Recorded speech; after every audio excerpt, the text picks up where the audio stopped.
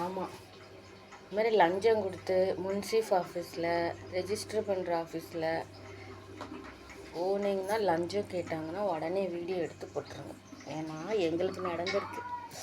எங்கள் அப்பா கிட்ட இந்த முன்சிஃப் ஆஃபீஸில் 4000 வாங்கிட்டு அந்த வீட்டுக்கு மாற்றி ஏதோ வீட்டுக்கு ஏதோ பண்ணணும், எங்கள் வீட்டுக்கு ஏதோ பத்திரத்தில் ஏதோ பண்ணணும்னு சொல்லி அந்த பணத்தை வாங்கிட்டு அந்த ஆள் பதிலே சொல்ல. இன்றைக்கி எங்கள் அப்பா 3 தடவை ஹார்ட் ஆப்ரேஷன் பண்ணியிருக்கு.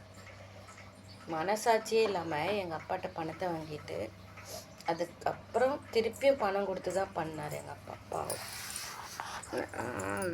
என்ன கதிக்கு போவீங்க இந்த மாதிரி லஞ்சம் தின்னு ஒழிஞ்சி? நல்லாவே வீடியோ எடுத்து இவங்களெல்லாம் களி ஊற்றுங்க. தம்பி ஆட்சியில் யாரும் லஞ்சம் வாங்க முடியாது, ஒன்றும் பண்ண முடியாது. கிருஷ்ணர் அவதாரம் எடுத்து வந்தாச்சு. யார் என்ன பண்ணாலும் உள்ளே போவீங்க, யாராக இருந்தாலும் சரி.